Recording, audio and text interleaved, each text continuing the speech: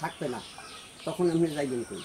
সম্প্রতি ঝালকাঠি সদর উপজেলায় অসচ্ছল ১০৮ জন বীর মুক্তিযোদ্ধার জন্য আবাসন প্রকল্প বীর নিবাস বরাদ্দ দেয়া হয়। প্রথম ধাপে ৪৯ এবং দ্বিতীয় ধাপে ২% জায়গা সহ ঘর পাবেন ৫৯ জন।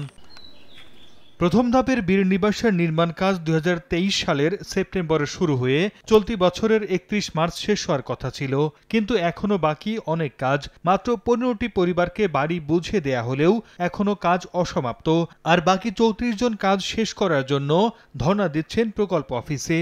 এদিকে দ্বিতীয় ধাপের কাজ চলতি বছর জানুয়ারিতে শুরু হয়ে জুলাইয়ে শেষ হওয়ার কথা রয়েছে, অথচ শেষ হয়েছে মাত্র ৩০% কাজ। প্রধানমন্ত্রী যে উপহারটা আমাদের দিচ্ছে, কিন্তু সেটা আমাদের মানে থাকার উপযোগী না। আমি যেটুক দেখছি ভাঙে ভেঙে পড়তেছে, সময় শেষ হয়ে গেছে, অথচ আমার কাজ এখনো কমপ্লিট হয় নাই। আমরা এর মধ্যেই থাকতেছি। শীর্ষের অনুভূতি থেকে মুক্তি দেয় মাত্র 30 সেকেন্ডে পেপসোডেন্ট সেনসিটিভ এক্সপার্ট। শিগগিরই নির্মাণ কাজ শেষ করে বাড়ি হস্তান্তরের আশ্বাস সংশ্লিষ্ট কর্মকর্তার। বীর মুক্তিযোদ্ধা মহোদয় যারা আছেন তারা যেগুলো কমপ্লেন আমাদের করেন টুকটাক, এগুলো আমরা ঠিকাদারের মাধ্যমে এগুলো দ্রুত রেকটিফাই করার আমরা ব্যবস্থা নিতেছি। বীর নিবাস প্রকল্পের প্রতিটি বাড়ি নির্মাণে ব্যয় ধরা হয়েছে প্রথম ধাপে ১৪ লাখ ও দ্বিতীয় ধাপে ১৮ লাখ টাকা।